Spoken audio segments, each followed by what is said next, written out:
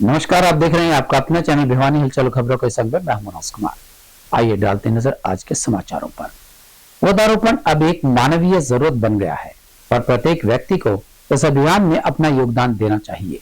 इसी उद्देश्य के साथ जर्नलिस्ट क्लब भिवानी की team Hindu senior secondary school Loharu पहुंची और त्रिवेणी पौधारोपण के अलावा अनेक पौधे लगाए गए। इस अवसर पर डीएसपी लोहारू अशोक कुमार, समाज सेवी श्रीमती नीलम अग्रवाल और खंड शिक्षा अधिकारी श्रीमती विजय प्रभा विशेष रूप से शामिल हुए। शनिवार को जर्नलिस्ट क्लब भिवानी के द्वारा पौधारोपण अभियान के तहत चौथे चरण में शहीदी दिवस के अवसर पर लोहारू स्थित हिंदू सीनियर सेकेंडरी स्कूल प्रांगण में पौधारोपण कार्यक्रम का आयोजन किया गया। इस अवसर पर कार्यक्रम संयोजक राजेंद्र सैनी ने बताया कि पौधारोपण का शुभारंभ लोहारू के डीएसपी अशोक कुमार और प्रसिद्ध समाज सेवी श्रीमती नीलम अग्रवाल व लोकराम के द्वारा त्रिवेणी के पौधे लगाकर किया गया। जर्नलिस्ट क्लब भिवानी के प्रधान ईश्वर धामू की अध्यक्षता व क्लब के प्रधान महासचिव श्री प्रदीप चौहान के मार्गदर्शन में स्कूल प्रांगण में अनेक पौधे रोपित किए गए। पौधारोपण के बारे में संयोजक राजेंद्र सैनी ने बताया कि पेड़ लगाना अब एक मानवीय जरूरत बन चुकी है, अतः प्रत्येक व्यक्ति को अपने जीवन में अधिक से अधिक पौधे लगाकर उनकी रक्षा करनी चाहिए। वहीं कार्यक्रम के बारे में प्रधान ईश्वर धामू ने बताया कि पर्यावरण को सुरक्षित रखने के लिए पौधारोपण करना अत्यंत आवश्यक है, क्योंकि यह धरती हमें अपने पूर्वजों से आने वाली पीढ़ियों के लिए विरासत में मिली है। हम सब एक किराएदार के रूप में यहाँ पर रह रहे हैं, इसलिए आने वाली पीढ़ी को स्वच्छ पर्यावरण प्रदान करना हम सबका कर्तव्य बनता है। इस अवसर पर क्लब के सभी पदाधिकारी उपस्थित रहे। आज का पौधारोपण कार्यक्रम किया गया है, ये आज की सबसे बड़ी जरूरत है। जहाँ लोग पेड़ काटने लगे हुए हैं, वहाँ पर आज ये पौधारोपण करके हम एक उदाहरण सेट कर रहे हैं। जर्नलिस्ट क्लब को मैं बधाई देना चाहती हूँ कि उन्होंने बहुत सराहनीय काम किया है। हम लोग जैसे मुझे इनका सब सुनने को मिला कि जगह जगह इन्होंने इस तरह के कार्यक्रम किए हैं, ये बहुत ही प्रेरणादायक और लोगों को मोटिवेट करने वाले हैं कि ये ऐसे काम हमको हर 1-2 महीने में कर लेने चाहिए। और आजकल बारिश का मौसम है और वर्षा ऋतु होने से ये पेड़ भी बहुत अच्छे पनपेंगे, जो आज की ज़रूरत है। और जो काफ़ी कमी हो गई है, जो वातावरण में गर्मी पैदा हुई है और ये सब चीज़ें पेड़ काटने की वजह से हुई है, तो ये बहुत ही अच्छा काम है और नेक काम है। इसके लिए सभी को सहयोग करना चाहिए। कार्यक्रम काफ़ी ज़्यादा होने चाहिए और ये ज़रूरी नहीं है कि ये एक ही व्यक्ति कर रहे हों, ये हर किसी को प्रेरणा लेके हर किसी ऑर्गेनाइजेशन को, क्लब को, स्कूल को। और मैं सोचती हूँ कि जो थोड़े सा भी सामर्थ्य रखता है, वो अपने तौर पे अगर 50 पेड़ भी लगा देता है, अपने तौर पे अगर 100 पेड़ की व्यवस्था कर देता है, तो ये धरती की हालत काफ़ी बदल जाएगी। आने वाली जनरेशन्स, हमारी पीढ़ियाँ इस चीज़ को याद रखेंगी, जिसका आजकल अभाव हो गया है कि हमें ऑक्सीजन की कमी हो रही है, वातावरण काफ़ी गर्म होता जा रहा है, ये पेड़ कटने की वजह से हो रहा है, पर्यावरण काफ़ी दूषित हो चुका है। ये पेड़ लगाएंगे तभी संभव होगा। और मैं सभी को यही प्रार्थना करती हूँ कि आप इस काम में बढ़ चढ़ के हिस्सा लीजिए। मैं गुड़गांव से आई हूँ केवल इस काम के लिए, क्योंकि ये बहुत नेक काम है। शायद इससे प्रेरित होके और भी कई लोग इस तरह के कार्यक्रम करें। आज हमने लोहारू में, हमारे साथी हैं राजेंद्र सैनी जी, उनके संयोजन में पौधारोपण किया। पौधारोपण जो आज की एक सख्त ज़रूरत है। पर्यावरण जिस तरह से प्रदूषित होता जा रहा है, उसके लिए ज़रूरी है कि हम अधिक से अधिक पौधे लगाएं। साथ में एक हमारा दुर्भाग्य ये है कि हमारे देश में पेड़ों की कटाई जो है वो बड़ी तेज़ी से चल रही है। और अगर पेड़ों की कटाई और ज़रूरत के अनुसार हम पेड़ों की बात करते हैं, तो हमारे देश में कम से कम 10 अरब पेड़ लगाने आवश्यक है। प्रदूषण को रोकने के लिए 3 ही चीज़ है: जल, भूमि और पेड़। लेकिन दुर्भाग्य है कि तीनों के तीनों प्रदूषण की चपेट में आए हुए हैं। अब इस चपेट को बचाने के लिए ज़रूरी है कि हम जगह जगह पर थोड़े पौधे लगाएं। ज़रूरी नहीं कि 10,000 पौधे लगाने, थोड़े थोड़े पौधे लगाएं, ताकि जो वायु का प्रदूषण है वो कंट्रोल में रहे, लोगों को ऑक्सीजन ज़्यादा मिले। और ऑक्सीजन की तो कोरोना टाइम में लोगों को पता लग गया कि ऑक्सीजन भी कोई चीज़ है, अदरवाइज ऑक्सीजन का किसी को इतनी अहमियत पता नहीं था। मैं ये अपील करता हूँ अपने दूसरे संगठनों से, सामाजिक तौर पर जो जुड़े हुए हैं, कि इसको जब तक कि समाज की भागीदारी इस मुहिम में नहीं होगी, तब तक ये मुहिम कामयाब नहीं हो सकती। इसलिए ज़रूरी है कि समाज की भागीदारी इस पौधारोपण अभियान में की जाए, ताकि ये एक लोगों का मूवमेंट बन सके, एक आंदोलन बन सके और अधिक से अधिक पौधे लेकर आने वाला जो लोग हमारी पीढ़ी का जीवन है वो जीवन बड़ा अच्छा और खुशहाल हो। और इसी सारे उद्देश्य को रखते हुए जर्नलिस्ट क्लब हम पौधारोपण कर रहे हैं। हम पिछले 5 साल से पौधारोपण कर रहे हैं। हमने 4000 से ज़्यादा हम पेड़ लगा चुके हैं और खुशी की बात यह है कि इन 4000 पेड़ों में से अधिकांशतः यूँ लगाइए कि आपके 85 से 90% पेड़ जो है वो जीवित हैं, उनकी बराबर देखभाल हो रही है। अभी हमने राजेंद्र जी से भी ये प्रॉमिस लिया है कि वो जो पेड़ लगाए गए हैं उनकी देख रेख करें। तरफ से हमें ये मौका दिया गया है आज, तो विद्यालय परिवार इसके लिए अपने आप को सौभाग्यशाली समझता है कि लोहारू में जर्नलिस्ट क्लब का इस साल का चौथा पौधारोपण कार्यक्रम था और इसको आयोजन करने का सौभाग्य हमें मिला है। निश्चित रूप से अगर हमें मानव जाति को बचाना है तो सबसे पहले पौधारोपण पे जोर देना पड़ेगा। आज जिस तरह से जमीन से पौधों का दोहन हुआ पीछे, अगर उसको पौधारोपण के माध्यम से ही हम बचा सकते हैं, पर्यावरण को बचा सकते हैं और मानव जीवन निश्चित रूप से तभी बच सकता है जब। सर जी आए थे इनविटेशन करने के लिए कि भाई हम अपने स्कूल में प्लांटेशन करना चाहते हैं। तो प्लांटेशन तो किसी एक व्यक्ति की तो जिम्मेवारी है नहीं, ये तो सबकी है, सामूहिक काम है और ये सबको करते रहना चाहिए। तो आज मेरे को इसका मौका मिला आप लोगों के बीच में आके पौधारोपण करने का।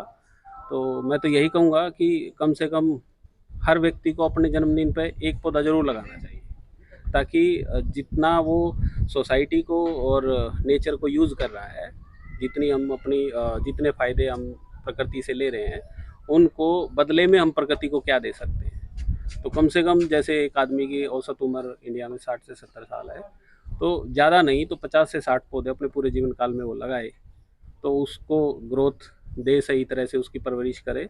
तो जो आजकल आज सैटरडे का दिन है, लेकिन सैटरडे के दिन भी इतनी उत्सुकता से यहाँ पर पौधारोपण जो है जर्नलिस्ट क्लब ने किया है, इन सब का बहुत बहुत धन्यवाद। भिवानी से आए हुए हैं मैम नीलम आ रखे हैं और मनोज शर्मा सर आ रखे हैं और भी अन्य रिपोर्टर्स आ रखे हैं और यहाँ के भी रिपोर्टर्स शामिल हैं, जैसे सावरमल जी हैं, सुनील हैं, और इन्होंने इतना इसमें जो है ना अपनी तरफ से सहयोग दे रहे हैं। तो इसकी वजह से बहुत खुशी होती है कि पौधों के लिए इतना ज़्यादा जागरूकता इन्होंने दे रखी है और दे रहे हैं। इसके लिए हम बहुत बहुत इनके तहे दिल से धन्यवाद करते हैं।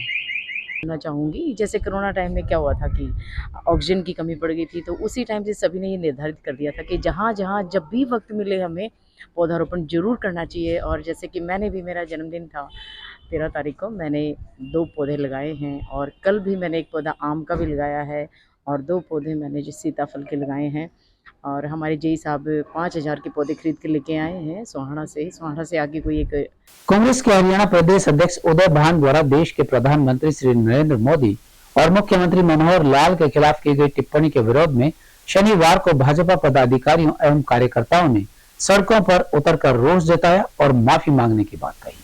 वहीं इन प्रदर्शनकारियों का नेतृत्व जिला अध्यक्ष शंकर धूपर द्वारा किया गया। इस मौके पर प्रदर्शनकारियों को संबोधित करते हुए जिला अध्यक्ष शंकर धूपर ने कहा कि कांग्रेस के हरियाणा प्रदेश के अध्यक्ष उदय भान द्वारा देश के प्रधानमंत्री श्री नरेंद्र मोदी और मुख्यमंत्री श्री मनोहर लाल के खिलाफ ओछी टिप्पणी करना बेहद दुर्भाग्यपूर्ण है। प्रधानमंत्री और मुख्यमंत्री सभी के नेताओं पर इस प्रकार की टिप्पणी करने से साफ हो रहा है कि कांग्रेस फर्स्ट स्टेशन व मानसिकता के रूप में दिवालियापन हो चुकी है।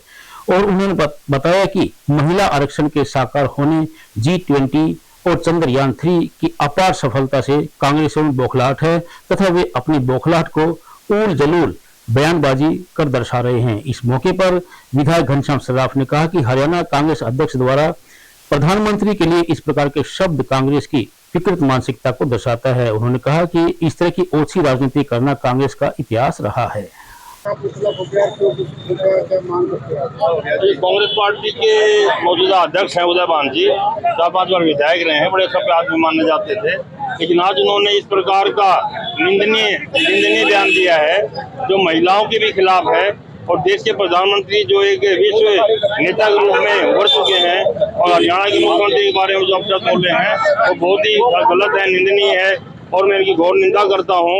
और सुप्रीम कोर्ट तो पहले ही कह चुकी है, आय लाल गया लाल का जमाना अब चला गया है, लेकिन ये दोबारा उसको लाना चाहते हैं। इस प्रकार की बहुत ही निंदनीय इन्होंने बात की है, जितनी निंदा की जाए उतनी ही कम।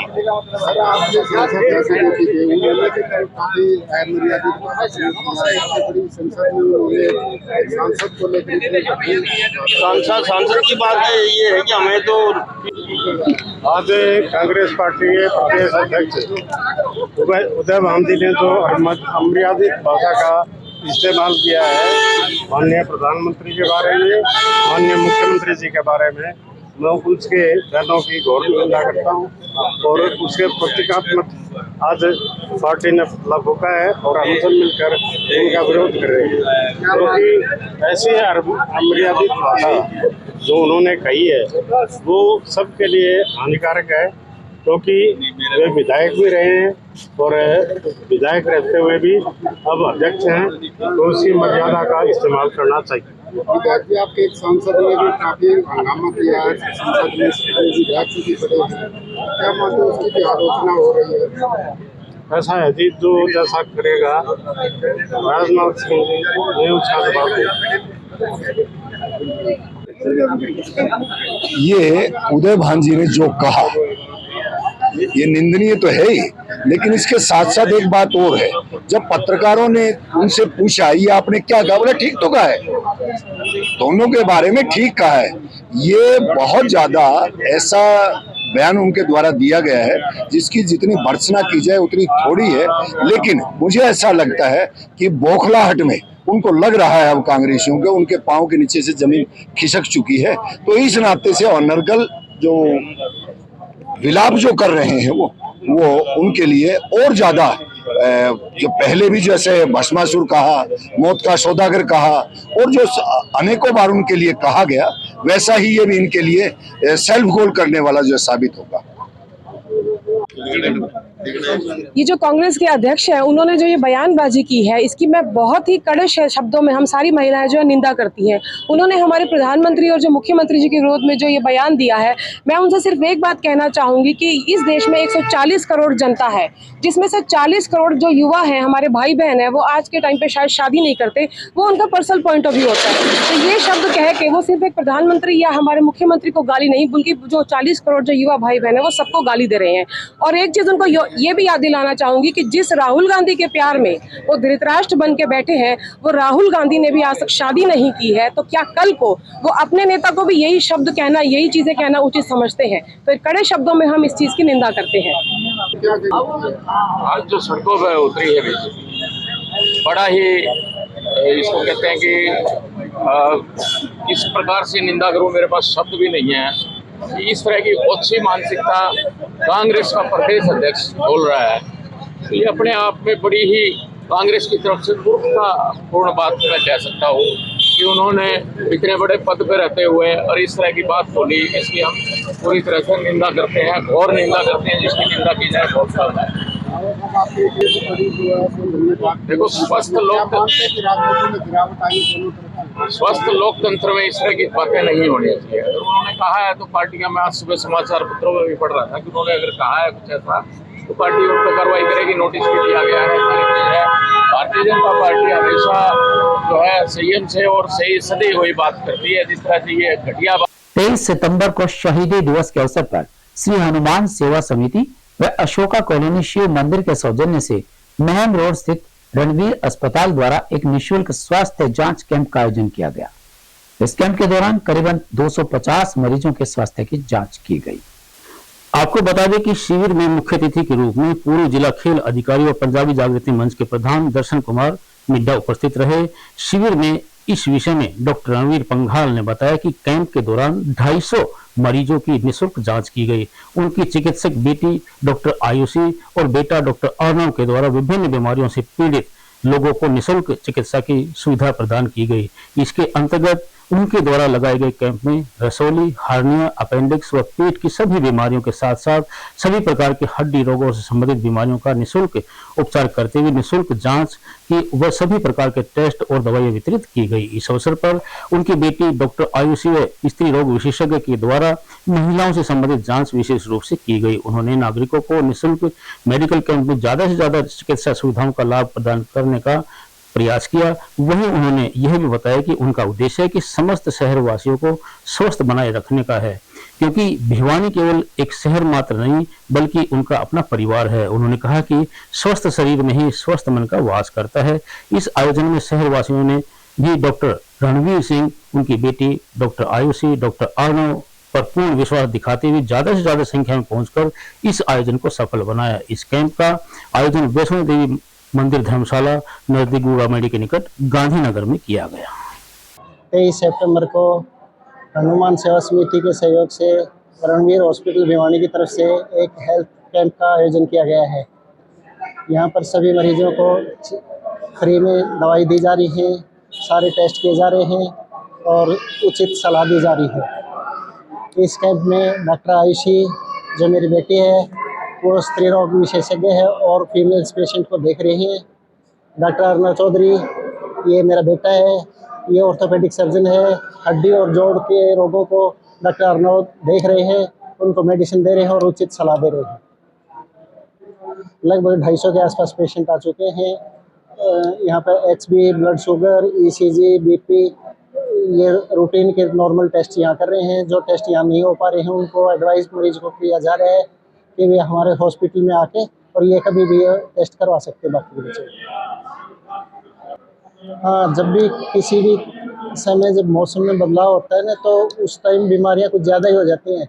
अब मच्छर का बड़ा टाइम आ गया है, डेंगू, मलेरिया, वायरल इन्फेक्शन, कई तरह के बुखार काफ़ी चल रहे हैं, लोगों की प्लेटलेट्स कम हो रही हैं और ये छोटी छोटी बीमारियां होती हैं, इनका सही समय पे सही जांच और इलाज करवाया जाए तो ये सो बेसिकली जितनी भी औरतें हैं बड़ी एज के अंदर मीनोपॉज के बाद हड्डियों में दर्द और ये सारी प्रॉब्लम्स हो जाती है, तो कैल्शियम की कमी हो सकती है।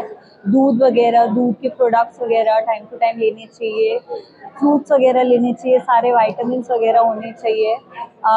थोड़ा बहुत अनीमिया कॉमन हो जाता है, कभी कभी सेहत का ध्यान नहीं रखते, उस चीज़ के अंदर आयरन रिच डाइट लेना चाहिए, पालक वगैरह खाना चाहिए, जितने भी अपनी हरी सब्जियां हैं, हरे पत्ती वाली सब्जियां रहती है। उसके अलावा जितनी भी स्त्री रोग रहते हैं उसमें थोड़ी हाइजीन, थोड़ी साफ सफाई, खुद को अच्छे से साफ रखना, समय पे मतलब नहाना, रोज़ साफ सफाई से रहना, कपड़े वगैरह। उम्र में लोगों के घुटने घिस जाते हैं, जनरली उनको लाइफस्टाइल मॉडिफिकेशन की ज़रूरत होती है। कुछ एक्सरसाइज बताई जाती हैं, कुछ बर्फ़ से सिकाई बताई जाती है, दवाइयाँ दी जाती हैं और कुछ महिलाओं में भी जिनका मेनोपॉज के बाद जो कैल्शियम की कमी हो जाती है तो उनको कैल्शियम की दवाई और विटामिन D की दवाई दी जाती है।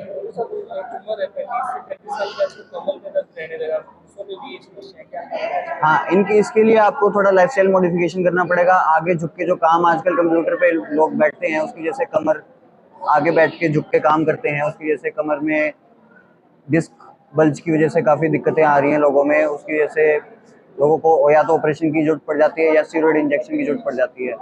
तो उस चीज़ के लिए फिजियोथेरेपी प्रिकॉशन लो, पहले वो चीज़ हो जाने से पहले आप उस चीज़ को बचा सकते हैं। जैसे घुटने की बीमारी में जिसे हमारी ग्रीस घिस जाती है उसके अंदर हम एक्सरसाइज कर सकते हैं। क्वाड्रिसेप्स स्ट्रेंथनिंग एक्सरसाइज है, उससे दर्द में थोड़ा आराम आ सकता है। और बाकी कैल्शियम की पूर्ति के लिए दूध और हाई कैल्शियम डाइट। पौधारोपण में विशेष योगदान देने वाले और हजारों की संख्या में त्रिवेणी लगाने वाले हवलदार लोकराम नेहरा के गांव जर्नलिस्ट क्लब के सदस्य पहुंचे और उनके गांव झुप्पा कला पहुंचकर भी पौधारोपण किया। इस अवसर पर क्लब प्रधान श्री ईश्वर धामू एवं महासचिव प्रदीप चौहान के अलावा खंड शिक्षा अधिकारी श्रीमती विजय प्रभा भी पहुंची। खंड लोहारू के गांव झुप्पा कला की दादा स्वामी बगीची में गत दिवस हरियाणा वीर एवं शहीदी दिवस के उपलक्ष्य पर जर्नलिस्ट क्लब भिवानी व अन्य गणमान्य लोगों की उपस्थिति में त्रिवेणी रोपित कर पौधारोपण अभियान को और गति प्रदान की गई। इस अवसर पर रिटायर्ड अधीक्षक दर्शनानंद नेहरा द्वारा गांव की तरफ से सभी आगंतुकों का स्वागत किया गया और त्रिवेणी रोपित करवाकर गांव व आसपास के इलाके में उनके भतीजे हवलदार लोकराम नेहरा के सहयोग से चलाए जा रहे पौधारोपण अभियान के बारे में बताया। वहीं इस मौके पर हवलदार लोकराम नेहरा व सेवानिवृत्त अधीक्षक दर्शनानंद नेहरा के द्वारा परिवार और गांव के अन्य लोगों के सहयोग से विगत 2 साल से तैयार किए गए बगीची और ग्रीन बेल्ट का सभी आगंतुकों को भ्रमण भी करवाया गया। इस अवसर पर भिवानी से पहुंचे जर्नलिस्ट क्लब भिवानी के अध्यक्ष श्री ईश्वर धामू और अन्य सदस्यगण नीलम अग्रवाल, विजय प्रभा खंड शिक्षा अधिकारी, प्रवक्ता रचना नेहरा स्टेट अवार्डी श्याम सुंदर सांगवान के अलावा झुप्पा कला से अनेक लोग एकत्रित हुए। वहीं यहाँ किए गए कार्यों की इन सभी आगंतुकों ने भूरी भूरी प्रशंसा की। स्नान दय में रिटायर्ड सुपरिटेंडेंट मई 2021 में रिटायर हुआ था। रिटायरमेंट के समय हमें जो हमें पेड़ पौधे मेरे पिताजी से प्रेरणा मिली, त्रिवेणी बाबा से प्रेरणा मिली। तो उस समय 31 मई 2021 को बच्चों ने यानी कि एक यहाँ सार्वजनिक स्थल पर ग्रीन बेल्ट बनाने के लिए बड़े पौधे लगाए, जो कि आज बड़ी रौनक बनी हुई है। मेरा भतीजा जो लोकराम, जिसकी विशेष रुचि है, अगस्त में उनने प्रोग्राम शुरू किया यहाँ, तो वहाँ भी आज वो पौधे हरियाली का रूप ले चुके हैं और लगभग 3000 पौधे। आज प्रोग्राम हमें जानकारी मिली कि आपके पत्रकार महोदय की इधर लोहारू विजिट है, तो लोकराम ने को हमने कहा कि भी उनको आमंत्रित करो, यहाँ हम भी त्रिवेणी लगाएं। और हमारा जो ये है मीडिया का भी बड़ा अच्छा सहयोग मिला है, तो इस संदेश को और आगे बढ़ाया जा सके। हाल ही में 14 से 23 सितंबर तक BFI द्वारा रोहतक में आयोजित नेशनल बॉक्सिंग चैंपियनशिप में भिवानी के गांव पालवास निवासी आकाश तंवर ने गोल्ड मेडल जीतकर मिनी क्यूबा भिवानी का नाम रोशन किया। इस जीत का जश्न खेल प्रेमियों ने रंग गुलाल और फूल मालाओं के साथ स्वागत करके मनाया। गांव पहुंचने पर खेल प्रेमियों ने फूल मालाओं के साथ स्वागत किया और रंग गुलाल लगाकर जश्न में थिरके। पूरे गांव में इस अवसर पर खुशी की लहर दौड़ गई। बता दें कि आकाश ने काफी संघर्षपूर्ण मुकाबलों में 6 के 6 मुकाबलों में प्रतिद्वंदी बॉक्सर को 5-0 से मात देते हुए गोल्ड मेडल हासिल किया है, जिससे गांव में खुशी की लहर है। वहीं परिवार व पूरे गांव ने विजेता बॉक्सर आकाश को सर आंखों पर बैठा लिया और आशीर्वाद दिया। मेरा नाम नीरज है। इनकी सब जूनियर की टूर्नामेंट रोहतक में हुई थी, नेशनल टूर्नामेंट थी। इसमें 6 बाउट लड़ी और फाइनल इसके रोहतक साथ थी। उन्हें 6 बाउट जीतकर अपने भिवानी का नाम रोशन किया, हरियाणा नाम रोशन किया। इनकी ऑल इंडिया से टीम आई हुई थी। इसका यूपी के साथ, हिमाचल के साथ हुआ था और फाइनल इसका हरियाणा के साथ ही था, जिसमें फाइनल में 5-0 से हराकर इन्हें गोल्ड मेडल प्राप्त किया। इसकी एज 14 साल है और इसको 4 साल से प्रैक्टिस करते हो गए।